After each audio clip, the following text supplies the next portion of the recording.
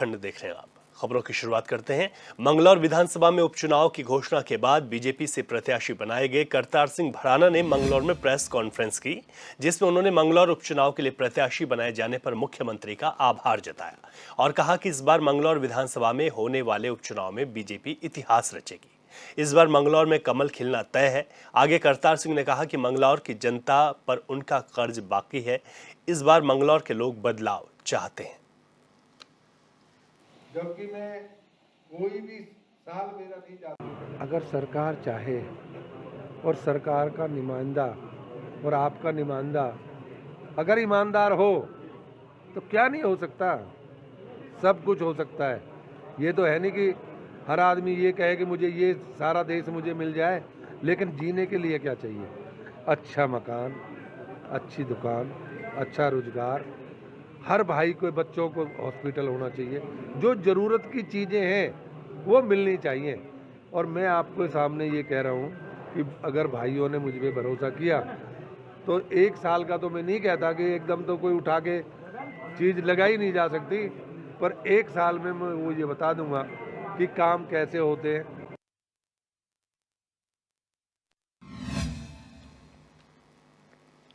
लोकसभा चुनाव के बाद अब प्रदेश में एक बार फिर भू कानून और मूल निवास की लड़ाई छिड़ने जा रही है। कांग्रेस प्रदेश प्रवक्ता शिषपाल सिंह बिष्ट का कहना है कि भू कानून और मूल निवास को लेकर राज्य आंदोलनकारी और राज्य की जनता लगातार आंदोलन कर रही है और कांग्रेस का समर्थन हमेशा उन्हें रहा है। शिषपाल ने कहा कि सरकार ने चुनाव से पहले जनता से वायदा किया था और जनता ने सरकार को समर्थन भी दिया, लेकिन सरकार ने जनता के साथ विश्वासघात करने का काम किया है। देखिए, भू कानून को लेकर के राज्य आंदोलनकारी और राज्य की जनता लगातार मुखर रही है और कांग्रेस पार्टी का समर्थन जो है भू कानून के पक्ष में हमेशा से रहा है। हम तो सरकार से लगातार मांग कर रहे हैं कि भू कानून की बात आपने चुनाव से पूर्व भी की थी, जनता से वादा भी किया था, जनता ने आपको जो है समर्थन भी दिया था, आपकी सरकार बनाई थी, लेकिन आपने जनता के साथ जो है विश्वासघात करने का काम किया। अभी तक जो है सरकार ने अपना वादा पूरा नहीं किया और सख्त से सख्त भू कानून हिमाचल की तर्ज पर शीघ्र उत्तराखंड में बने, ये हमारी मांग रही है। लेकिन भाजपा सरकार लगातार जनता और आंदोलनकारियों को गुमराह करने का प्रयास कर रही है। निश्चित तौर पर ये गलत है। देखते हैं सरकार अपना वादा कब तक पूरा करती है। नैतिक नहीं, जांच के घेरे में गणेश जोशी जी को भी आना चाहिए। कैबिनेट मंत्री हैं, कैसे उनकी नाक के नीचे हो गया? और शक इसलिए होता है कि जब हाई कोर्ट ने डिसीजन दिया कि इसकी सीबीआई जांच होनी चाहिए, मंत्री जी और मंत्री जी का विभाग सुप्रीम कोर्ट चले गया, डांट खा के वापस आए हैं और आज कह रहे हैं जीरो टॉलरेंस है, कार्रवाई होगी। सबसे पहली कार्रवाई गणेश जोशी पे होनी चाहिए क्योंकि मंत्री हैं, उनकी ज़्यादा। उद्यान विभाग में फलदार पौधों की खरीद फरोख्त में 8 करोड़ रुपए की घोटाला सामने आया है, जिस पर न्यायालय ने सीबीआई जांच के आदेश जारी किए थे। वहीं सीबीआई जांच के दौरान विभाग के पूर्व निदेशक समेत 16 आरोपियों के खिलाफ मुकदमा दर्ज कर आगे की कार्रवाई शुरू हो चुकी है। अब इसी मामले को लेकर कांग्रेस कृषि मंत्री गणेश जोशी पर हमलावर हो चुकी है। कांग्रेस प्रदेश अध्यक्ष करण माहरा का कहना है कि जांच के घेरे में गणेश जोशी को भी आना चाहिए, क्योंकि वो कैबिनेट मंत्री हैं और उनकी नाक के नीचे घोटाला कैसे हो गया।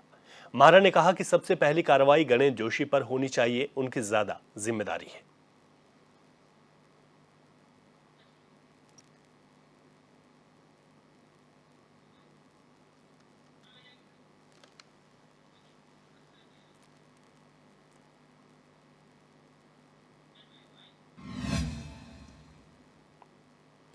लक्सर क्षेत्र के बसेड़ी खादर ईदगाह में ईद उल अजहा की नमाज शांतिपूर्ण तरीके से संपन्न हुई है। बसेड़ी खादर जामा मस्जिद के इमाम मुफ्ती रिजवान अहमद ने बताया कि हर साल की तरह इस साल भी बसेड़ी खादर की ईदगाह में ईद की नमाज शांतिपूर्ण तरीके से संपन्न हुई है। इस मौके पर उन्होंने कहा कि हर किसी को सरकार की तरफ से जारी किए गए आदेशों का पालन करना चाहिए, जिससे दूसरे धर्म के लोगों को किसी तरह की कोई ठेस न पहुंचे और देश में अमन, चैन, भाईचारा कायम रहे।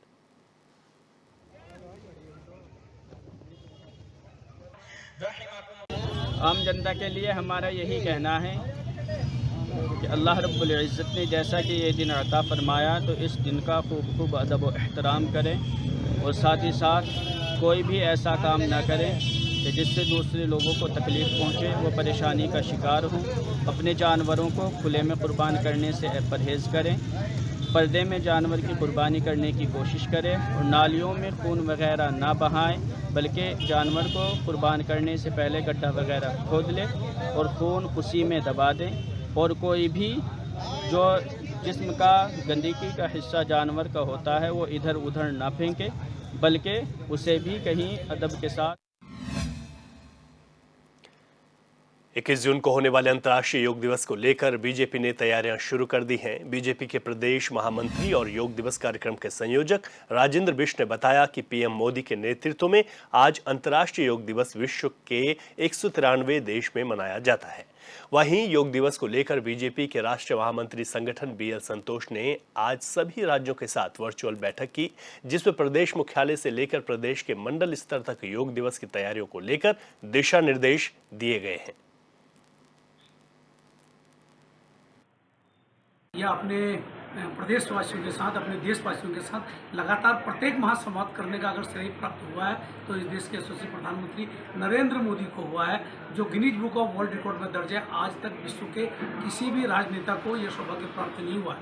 उन्होंने लगातार 110वां एपिसोड अभी तक हम कर चुके थे, क्योंकि आचार संहिता बीच में आ गई थी, तो इसके कारण अब 30 जून को 111वां एपिसोड होने वाला है।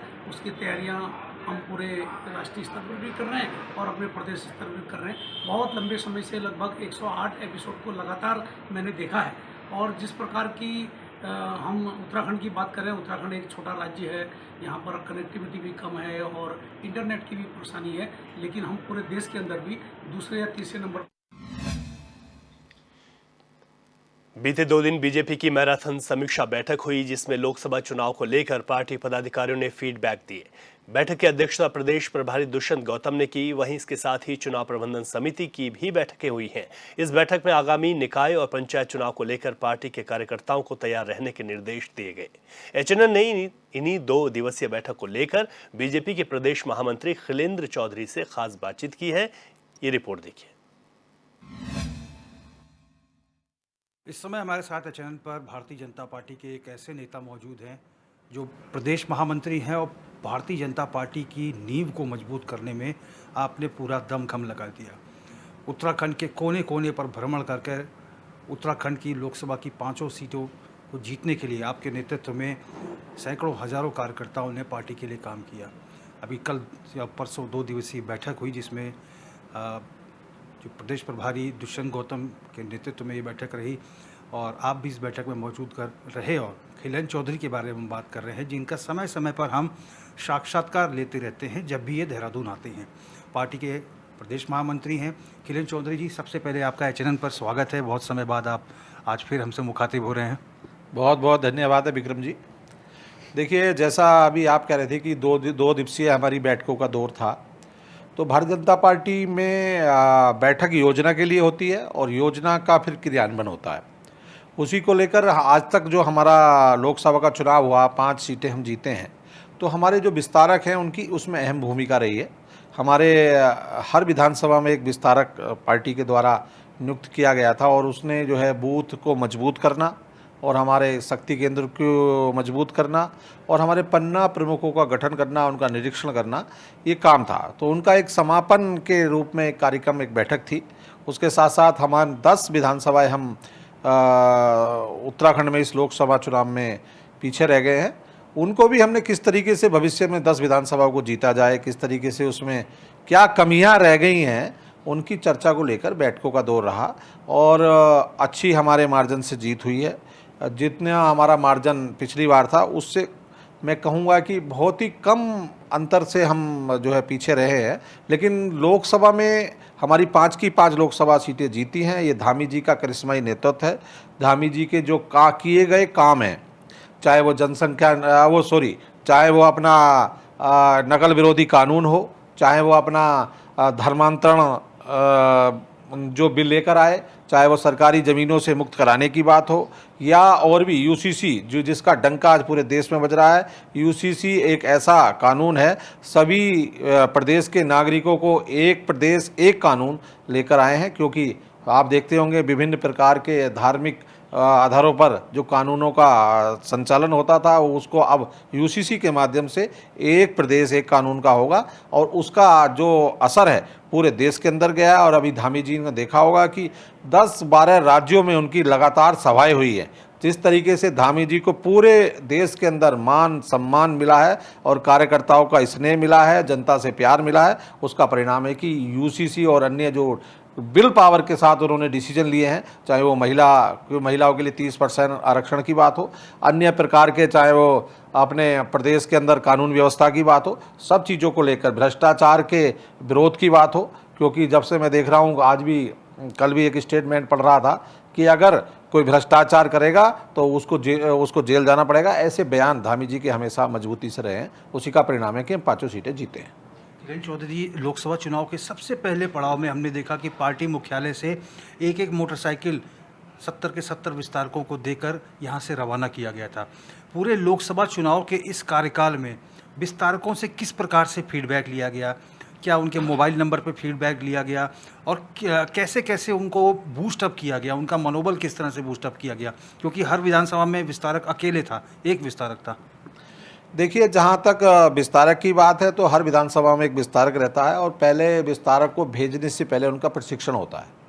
प्रशिक्षण में उनको बताया जाता है किस तरीके से जो हमारी भारतीय जनता पार्टी की कार्यशैली है, भारतीय जनता पार्टी के जो विचार हैं उनको लेकर जनता के बीच में जाना है, कार्यकर्ताओं के बीच में जाना है। कार्यकर्ताओं को जो हमारा ढांचा है संगठन का उसको मजबूत करना, वोटर लिस्ट का निरीक्षण करना, वोटर लिस्ट के माध्यम से जो हमारे पन्ना प्रमुख हैं, जो पन्ना प्रमुख के काम हैं उनको क्रियान्वयन कराना, जो बूथ के काम है उनको क्रियान्वयन कराना, जो शक्ति केंद्र की जो हमारा जो संयोजक होते हैं उसके सहित शक्ति केंद्र के जो पालक होते हैं उनके माध्यम से नीचे के जो ढांचा हमारा संगठन का उसको मजबूत कराने का काम हमेशा जो हमारे विस्तारक हैं विधानसभा में वो करते हैं।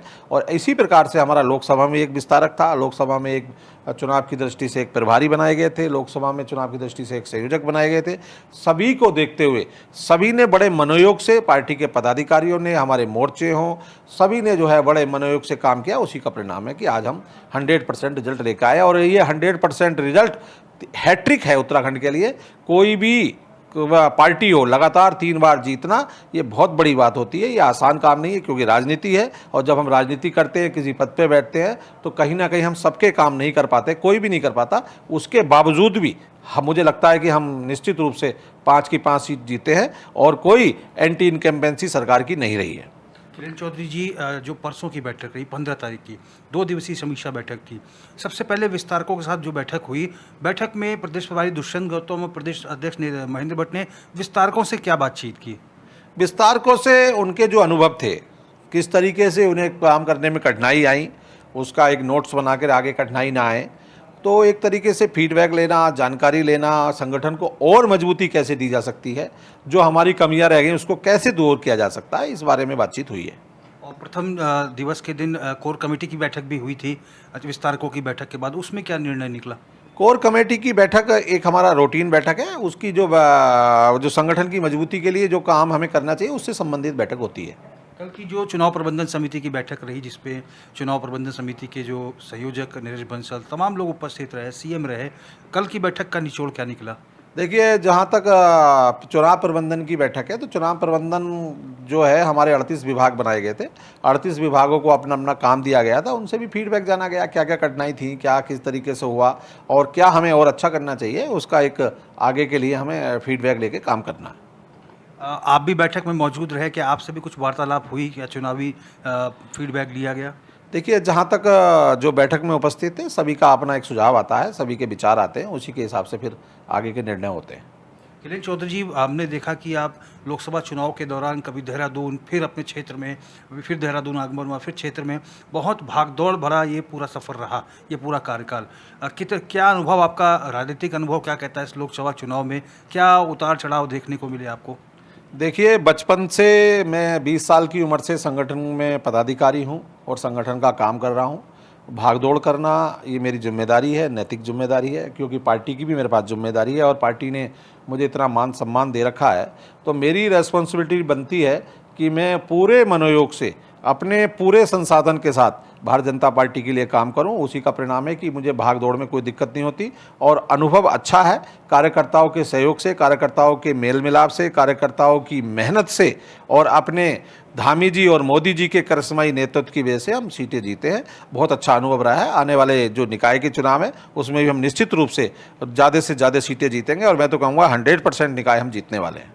क्या इस बाबत भी कुछ चर्चा हुई, क्योंकि पंचायत चुनाव का कार्यकाल भी नवंबर में समाप्त हो रहा है और 3 महीने के लिए निकाय का कार्यकाल भी बढ़ाया गया है, तो क्यों ना दोनों चुनाव को एक साथ कर दे ताकि पैसा की भी बचत हो, सरकारी मशीनरी की भी बचत हो, समय की भी बचत हो, विकास कार्य भी अवरुद्ध ना हो बार आचार संहिता लगने से। देखिए, निकाय चुनाव की जहाँ बात है ये कोर्ट में विचाराधीन विषय है। अभी कोर्ट से जैसा डिसीजन आएगा, सरकार हर समय चुनाव के लिए तैयार है और पंचायत चुनाव भी अपने निश्चित समय पर पार्टी कराने के लिए तैयार है। निकाय और पंचायत चुनाव साथ भी हो सकते हैं या बाद में भी हो सकते हैं, ये कोर्ट के ऊपर डिपेंड करेगा, क्योंकि भारतीय जनता पार्टी का संगठन और भारतीय जनता पार्टी की सरकार माननीय धामी जी हर समय चुनाव के लिए तैयार है। पूरी कसरत हो चुकी है। जब भी चुनाव का बिगुल बजेगा निश्चित रूप से हम चुनाव में कूदेंगे और निश्चित रूप से जीतेंगे। 9 ऐसे पूर्व विधायक रहे जो अन्य दलों से भारतीय जनता पार्टी में शामिल हुए और एक सिटिंग विधायक रहे जो अपना इस्तीफा दे के आए, राजेंद्र भंडारी। बहुत ज़्यादा ये 9 जो पूर्व विधायक रहे इनके आने से वोट कुछ नहीं इजाफा हो पाया और बद्रीनाथ सीट की अगर बात करें तो बहुत कम ही फ़ायदा पहुंचा है। क्या लगता है इसका दूरगामी फ़ायदा होगा, त्वरित फ़ायदा नहीं हो पाया, इस पर कुछ चिंतन मंथन हुआ है? देखिए, जहाँ तक पार्टी में आने की बात है, जो पार्टी में जिन्होंने ज्वाइन किया है, जिन्होंने पार्टी में आस्था दिखाई है, वो आज हमारे परिवार का हिस्सा है, वो भारतीय जनता पार्टी परिवार के मेंबर हैं। उनके आने से निश्चित रूप से फ़ायदा हुआ है और मैं समझता हूं कि आने वाले समय में और ज़्यादा फ़ायदा होगा। इतना ही मैं कहना चाहूँगा, क्योंकि भारतीय जनता पार्टी में जो भी आता है तो भारतीय जनता पार्टी का परिवार उसको सहर्ष स्वीकार करता है और भारतीय जनता पार्टी के कार्यकर्ता पूरे मनोयोग से उसके साथ मिलजुल कर भारतीय जनता पार्टी की कार्यशैली के हिसाब से काम करते हैं। आगामी विधानसभा चुनाव में 3 साल विधानसभा का कार्यकाल बाकी है, 27 विधानसभा चुनाव होने हैं और पलक झपकते ये समय बीत जाता, पता नहीं चलता। इसको लेकर कुछ टिप्स दिए गए हैं, कुछ चिंतन मंथन हुआ है? देखिए, मैंने जैसा अभी पहले ही कहा है कि भारतीय जनता पार्टी हमेशा चुनाव के लिए तैयार रहती है और हम दूसरे दलों की तरह काम नहीं करते। हम हर समय चुनावी मूड में रहते हैं। हमारा संगठन हर समय काम करता है। हम जनता के सरोकार से जुड़े हुए विषय को उठाते रहते हैं। अभी हरेला पर्व आने वाला है, उसमें हमारा अभियान चलने वाला है। हर बूथ पर हम 10 पेड़ लगाएंगे, 1 पेड़ माँ के नाम। हमारा हर कार्यकर्ता 1 पेड़ माँ के नाम से कार्यक्रम लेकर आ रहे हैं और निश्चित रूप से हर जो बूथ के अंदर हम 10-10 पेड़ लगाने वाले हैं। खिलेन चौधरी जी, एक बहुत बड़ा स्लोगन रहा जिसके तहत आप लोगों ने काम किया कि 5 लाख के वोटों के अंतर से हर लोकसभा सीट को जीतेंगे। ये नहीं हो पाया। पौड़ी हरिद्वार 1.5 लाख के आसपास रहा, फिर 2.5 लाख के आसपास, फिर अल्मोड़ा सीट जो अगर 3-3.5 लाख के आसपास रही। इस पर भी कुछ विचार हुआ है? देखिए, कोई टारगेट फिक्स किया जाता है। जैसे कि हमें बच्चे को पढ़ाई करनी होती है तो हम ये सोच के चलते हैं कि हमें 100% नंबर लाने होते हैं, लेकिन अगर 80% नंबर आते हैं तो हम कोई उसके रिजल्ट को ख़राब नहीं बता सकते। हम निश्चित रूप से 5 सीट जीते हैं और ये हैट्रिक है उत्तराखंड में भारतीय जनता पार्टी के लिए। ये बहुत बड़ी जीत है और ये जहाँ तक कम मतों की बात है, मत कम नहीं है। भारतीय जनता पार्टी को जनता ने पूरा समर्थन दिया है, पूरा प्यार दिया है, पूरा स्नेह दिया है। निश्चित रूप से हम उत्तराखंड की जनता के ऋणी हैं। अगली महत्वपूर्ण बैठक कब होने वाली, इसको कुछ लेकर कुछ संकेत मिले हैं? अभी कोई बैठक निश्चित रूप से तय नहीं है। जब आएगी तो फिर आपको भी पता लग जाएगा। धन्यवाद खिलेन चौधरी जी। थैंक यू विक्रम जी, धन्यवाद। तो हमने बात की भारतीय जनता पार्टी के प्रदेश महामंत्री खिलेन चौधरी जी से। खिलेन चौधरी जी ने बताया कि 2 दिवसीय जो समीक्षा बैठक रही लोकसभा चुनाव के बाद, ये पहली बड़ी बैठक थी और बीते रोज चुनाव प्रबंधन समिति की भी बैठक थी। विस्तारकों से कोर कमेटी की बैठक हुई और चुनाव में क्या कुछ लोगों को चीज़ों को फेस अप करना पड़ा, क्या कुछ चुनावी अनुभव रहे, कहाँ कहाँ वोटिंग परसेंटेज कितना रहा, इन तमाम विषयों को लेकर एक बड़े स्तर पर जो है फीडबैक जो है पार्टी कार्यकर्ताओं, पदाधिकारियों, तमाम लोगों से लिया गया। और जैसा कि भारतीय जनता पार्टी का एक एजेंडा है कि हर समय चुनाव के लिए पार्टी तैयार रहती है और अब निकाय चुनाव के लिए और पंचायत चुनाव के लिए हाईकमान ने तैयार रहने के लिए कहा है। और उसके बाद विधानसभा चुनाव को लेकर भी भारतीय जनता पार्टी एड़ी चोटी का जोर लगा रही है। हालांकि अभी 3 साल का समय बाकी है। HNN 24/7 के लिए अपने कैमरा पर्सन हिमांशु शर्मा के साथ मैं रोहित विक्रम सिंह, देहरादून। और इस वक्त बड़ी खबर आ रही है, जहां पर दोनों सीटों के उपचुनाव के लिए कांग्रेस ने अपने प्रत्याशियों के नामों का ऐलान कर दिया है। तो ये बड़ी खबर आपको बता रहे हैं। मंगलौर सीट से काजी निजामुद्दीन को टिकट दिया गया है, वहीं बद्रीनाथ सीट से लखपत बुटोला को उम्मीदवार बनाया जा रहा है। एचएनएन ने पहले भी इन दो नामों पर जो है जिक्र किया था, कहा था कि इन दो नामों पर ही मुहर लग सकती है और वही हुआ भी है। यहां पर काजी निजामुद्दीन सबसे मजबूत कैंडिडेट माने जा रहे थे और काजी निजामुद्दीन को एक बार फिर कांग्रेस ने चुनावी मैदान में उतार दिया है। वहीं बद्रीनाथ सीट की अगर बात करें तो यहां से लखपत बुटोला की प्रबल दावेदारी थी। 9 लोगों के पैनल में नाम आया था। लखपत बुटोला को हाईकमान ने यहां पर फाइनल कर दिया है। तो अब यहां पर दोनों सीटों के उपचुनाव का जो रण है वो और ज्यादा दिलचस्प हो गया है, क्योंकि भाजपा पहले ही इन दोनों सीटों पर अपने प्रत्याशियों का ऐलान कर चुकी है। ज्यादा जानकारी लेते हैं, हमारे संवाददाता अरुण सैनी हमारे साथ जुड़ गए हैं। अरुण, दोनों सीटों पर कांग्रेस ने अपने प्रत्याशियों का ऐलान कर दिया, अब राजनीतिक समीकरण क्या कहते हैं? जी रोहित, जी रवि, बिल्कुल कांग्रेस पार्टी ने भी अपने जो है प्रत्याशी दोनों ही विधानसभा सीटों पर होने वाले उपचुनाव में उतार दिए हैं। मंगलौर सीट की अगर बात की जाए तो मंगलौर विधानसभा सीट पर काजी निजामुद्दीन को जो है प्रत्याशी कांग्रेस पार्टी ने बनाया है। जिस तरीके से लगातार ये चर्चाएं चल रही थी कि काजी निजामुद्दीन को ही जो है पार्टी वहां से चुनावी मैदान में उतारेगी, तो वहीं बद्रीनाथ विधानसभा सीट से कांग्रेस पार्टी ने लखपत बुटोला को जो है मैदान में उतारा है। वर्तमान में लखपत बुटोला प्रदेश प्रवक्ता हैं कांग्रेस पार्टी के, तो ऐसे में उन्हें पार्टी ने मैदान में उतारा है। तो वहीं अगर इन दोनों ही सीटों पर समीकरण की बात की जाए तो भाजपा ने जिस तरीके से मंगलौर सीट पर करतार सिंह बड़ाना, जो कि पूर्व मंत्री रहे हैं और अन्य दलों से जो है वो विधायक भी रहे हैं, इस बार लोकसभा चुनाव में वो अन्य दल का जो है दामन छोड़कर भारतीय जनता पार्टी में शामिल हुए, उन पर भरोसा भाजपा ने जताया, उन्हें चुनावी मैदान में उतारा। तो वहीं बद्रीनाथ विधानसभा सीट से भी राजेंद्र भंडारी को जो है मैदान में उतारा गया। वो भी कांग्रेस के सिंबल पर 2022 में चुनाव लड़े थे और जीते थे। लेकिन अब इस बार की बात की जाए तो ऐसे में दोनों ही दलों के लिए साख उनकी दांव पर है और दोनों ही दलों के लिए बड़ी चुनौती जो है इन दोनों विधानसभा सीटों पर देखने को मिल सकती है। वहीं अगर मंगलौर विधानसभा सीट की बात की जाए तो मंगलौर विधानसभा सीट पर बसपा ने भी अपना प्रत्याशी मैदान में उतारा है। बसपा ने दिवंगत विधायक सरवत करीम अंसारी के बेटे उबैदुर रहमान अंसारी को चुनावी मैदान में उतारा है। तो ऐसे में बसपा की ये परंपरागत सीट रही है और काफी वर्चस्व इस सीट पर बसपा का माना जाता है। अभी तक की जब से ये सीट अस्तित्व में आई है, अगर अभी तक की बात की जाए तो इस सीट पर 4 बार बसपा ने बाजी मारी है, तो एक बार कांग्रेस ने इस सीट पर बाजी मारी है। तो वहीं भाजपा का अभी तक इस सीट पर जो है खाता नहीं खुला। तो ऐसे में भाजपा के लिए बड़ी चुनौती इस सीट पर मानी जा रही है कि किस तरीके से जो है भाजपा इस बार चुनाव लड़ेगी, उपचुनाव जो है, और ऐसे में जीत जो हासिल भारतीय जनता पार्टी कह रही है कि इन दोनों सीटों पर जीत हासिल करेगी, तो उसके लिए क्या कुछ रणनीति भारतीय जनता पार्टी तैयार करती है, ये भी देखने वाली बात होगी। लेकिन ऐसे में भाजपा और कांग्रेस और बसपा की सीधी टक्कर इस सीट पर फिलहाल के लिए जो पिछले बीते चुनाव है उनको के मद्देनजर अगर देखा जाए तो काफी टक्कर जो है मानी जा रही है। तो वहीं बद्रीनाथ विधानसभा सीट की अगर बात की जाए तो बद्रीनाथ विधानसभा सीट से कांग्रेस ने लखपत बुटोला को मैदान में उतारा है। काफी लंबे समय से वहां पर एक्टिव भी हैं और लगातार जमीनी स्तर पर वहां पर कार्य भी करते हैं। तो ऐसे में काफी जो है दोनों ही दलों के बीच में, भाजपा और कांग्रेस के बीच में सीधी टक्कर जो है बद्रीनाथ विधानसभा सीट पर भी देखने को मिलेगी।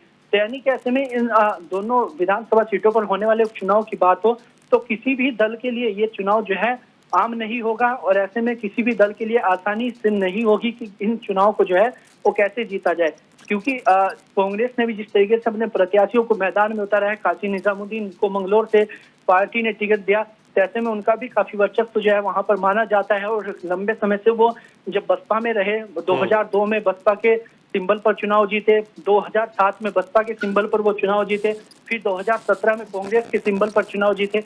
तो ऐसे में काफी चुनौती जो है भाजपा के लिए भी इन दोनों ही सीटों पर इस वक्त देखने को मिल सकती है।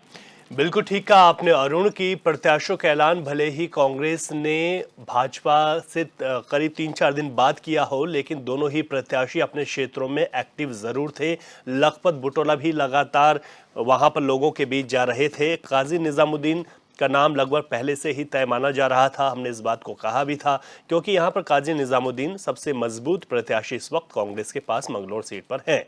बहुत शुक्रिया तमाम जानकारी के लिए अरुण आपका।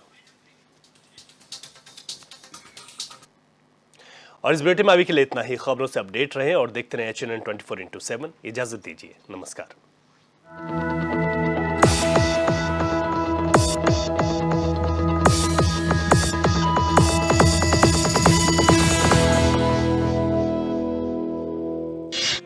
आपका पसंदीदा न्यूज चैनल HNN 24/7 अब टाटा प्ले के चैनल नंबर 1141 पर भी उपलब्ध है। ये पहाड़ ही नहीं, हमारी पहचान भी है। HNN 24/7, जुनून सच दिखाने का। देवभूमि उत्तराखंड चार धाम यात्रा के लिए पधारने वाले सभी श्रद्धालुओं का हार्दिक स्वागत करती है। उत्तराखंड सरकार आपकी यात्रा को सुरक्षित और सुगम बनाने के लिए प्रतिबद्ध है और सभी उचित प्रबंध किए गए हैं। यात्रा के सुचारू प्रबंधन के लिए सभी तीर्थ यात्रियों के लिए पंजीकरण कराना अनिवार्य किया गया है। श्रद्धालुओं की सुविधा के लिए ऑनलाइन रजिस्ट्रेशन की व्यवस्था है, इसलिए आने से पहले ऑनलाइन रजिस्ट्रेशन कराना न भूलें। अगर आप चार धाम यात्रा के इच्छुक हैं, तो यात्रा शुरू करने से पहले उत्तराखंड सरकार की वेबसाइट www.registration&touristcare.uk.gov.in या mobile application tourist care Uttarakhand के माध्यम से पंजीकरण करा सकते हैं। इसके अतिरिक्त टोल फ्री नंबर 0135-1364 पर कॉल करके या व्हाट्सएप नंबर 8394833833 पर यात्रा टाइप करके भी पंजीकरण कराया जा सकता है। पंजीकरण कराए बिना यात्रा न करें। रजिस्ट्रेशन में जिस धाम के दर्शन के लिए जो तिथि निर्धारित की गई है, उस धाम का दर्शन उसी दिन ही करें। यात्रा के दौरान सिंगल यूज प्लास्टिक का प्रयोग न करें। उत्तराखंड सरकार आपकी सुरक्षित एवं सुखद चार धाम यात्रा की कामना करती है। हमारी सभ्यता ही हमारी विरासत है। HNN 24/7, जुनून सच दिखाने का। गंगा सी पवित्रता उत्तराखंड के कण कण में है। HNN 24/7, जुनून सच दिखाने का।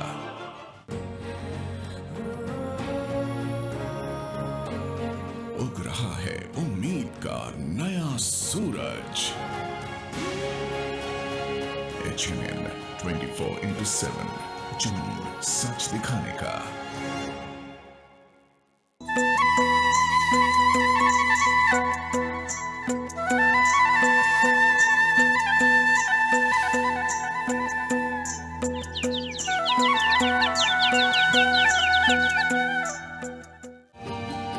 समुद्र तल से 4000 मीटर की ऊंचाई पर स्थित चंद्रशिला एक मनोरम पर्यटन स्थल है। गढ़वाल की हिमालय पर्वतमाला में मौजूद इस जगह से पास की झीलों के अद्भुत दृश्य, घास के मैदान, नंदा देवी, त्रिशूल, केदार, बंदरपूंछ और चौखंबा की चोटियों के अद्भुत दर्शन होते हैं। किंवदंतियों के अनुसार ये वही जगह है जहां भगवान राम ने रावण वध के बाद तप किया था। ये भी माना जाता है कि चंद्रमा ने इसी जगह प्रायश्चित किया था। पर्यटक यहाँ स्केटिंग, स्कीइंग और पर्वतारोहण जैसी गतिविधियों में भाग लेने आते हैं। चंद्रशिला ट्रैक लोगों के बीच सबसे लोकप्रिय ट्रैकिंग मार्गों में से एक है। ये मार्ग चोपता से शुरू होकर तुंगनाथ तक 5 किलोमीटर की दूरी तय करता है। निरंतर खड़ी चढ़ाई ट्रैकिंग को कठोर और मुश्किल बनाती है। सर्दियों में ये मार्ग बंद रहता है, इसलिए ट्रैकर्स दूसरे मार्ग का इस्तेमाल करते हुए चंद्रशिला पहुंचते हैं।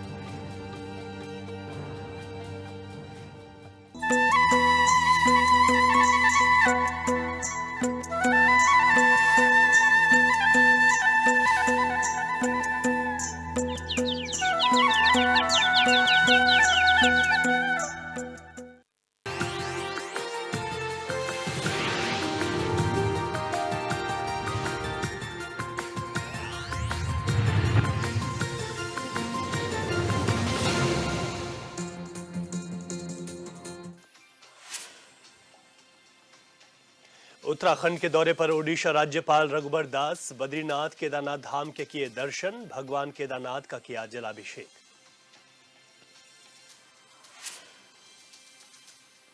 पश्चिम बंगाल के न्यू जलपाईगुड़ी में रेल हादसा, कंचनजंगा एक्सप्रेस ट्रेन से टकराई मालगाड़ी, हादसे में 5 की मौत, कई घायल।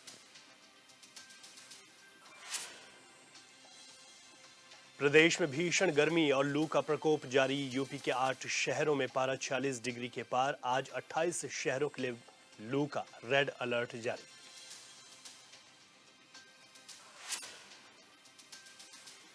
देश भर में मनाया जा रहा ईद उल अजहा का त्योहार, नमाज अदा करने के लिए मस्जिदों में उमड़ी भीड़, रमजान खत्म होने के 70 दिन बाद आता है पर्व।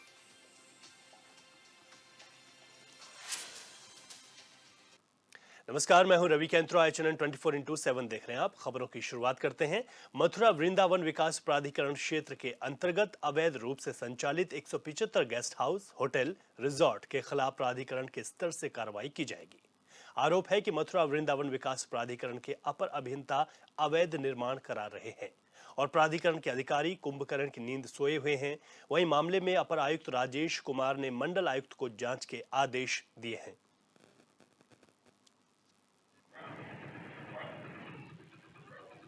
जितने भी अवैध कॉलोनी हैं या जो व्यावसायिक जो बिल्डिंग्स हैं जिनका नक्शा पास नहीं है या नक्शे के अनुरूप नहीं बना है, उन सब पे हम नियमानुसार कार्रवाई अधिनियम के अंतर्गत करते हैं और उस पे लगातार कार्रवाई जारी रहेगी, जिससे कि अवैध रूप से क्षेत्र में कोई निर्माण न होने पाए और लोग मानचित्र पास कराएं, लेआउट पास कराएं प्राधिकरण से, उसके पश्चात निर्माण कराएं, जिससे कि आम जन को कोई परेशानी न हो। उत्तराखंड की मंगलौर और बद्रीनाथ विधानसभा सीट पर होने वाले उपचुनाव को लेकर बीजेपी, कांग्रेस दोनों ही दलों की तैयारियां चरम पर हैं। लेकिन जैसे जैसे यूपी ये उपचुनाव की तारीख नजदीक आ रही हैं, लगातार सियासी पारा भी चल रहा है। ये रिपोर्ट देखिए, कांग्रेस तो अपना प्रत्याशी अभी तक घोषित नहीं कर पाई है और इसी उधेड़-बुन में हुआ, क्योंकि उनके पास प्रत्याशी मिलना भी मुश्किल है।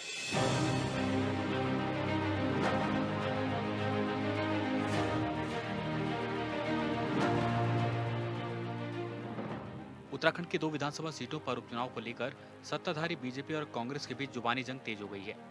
बीजेपी ने दोनों सीटों पर प्रत्याशियों की घोषणा कांग्रेस से पहले कर दी और अब बीजेपी के नेता कांग्रेस पार्टी पर तंज कस रहे हैं। बीजेपी के प्रदेश मीडिया प्रभारी मनवीर चौहान ने कहा कि कांग्रेस के पास एक भी प्रत्याशी नहीं है, इसलिए कांग्रेस ने अभी तक किसी के नाम की घोषणा नहीं की है। देखिए, कांग्रेस तो अपना प्रत्याशी अभी तक घोषित नहीं कर पाई है और इसी उधेड़-बुन में हुआ, क्योंकि उनके पास प्रत्याशी मिलना भी मुश्किल है। मनवीर सिंह चौहान का कहना है कि बीजेपी दोनों सीटों पर विजय हासिल कर रही है, इसलिए हमने समय रहते ही प्रत्याशियों की घोषणा कर दी है। जो हमारे कार्यकर्ताओं की पसंद थी और जो फीडबैक आया था, उसके अनुसार ही प्रत्याशियों के नाम फाइनल किए गए हैं। कांग्रेस के पास प्रत्याशी नहीं है, इसलिए कांग्रेस कश्मकश में अटकी हुई है। लेकिन भारतीय जनता पार्टी ने अपने कार्यकर्ताओं की पसंद, जो हमारे कार्यकर्ताओं के द्वारा वहां फीडबैक दिया गया और भारतीय जनता पार्टी दोनों विधानसभा चुनाव को जीते, ये हमारे कार्यकर्ताओं की पसंद भी थी और जीत भी होना सुनिश्चित है। इसलिए भारतीय जनता पार्टी के द्वारा मजबूत कैंडिडेट दोनों विधानसभा उतारे गए हैं। बीजेपी ने मंगलौर विधानसभा सीट से पूर्व मंत्री करतार सिंह भड़ाना को प्रत्याशी बनाया है। वहीं बद्रीनाथ विधानसभा सीट से पूर्व विधायक राजेंद्र भंडारी को मैदान में उतारा है। बीजेपी ने जिन दोनों प्रत्याशियों को मैदान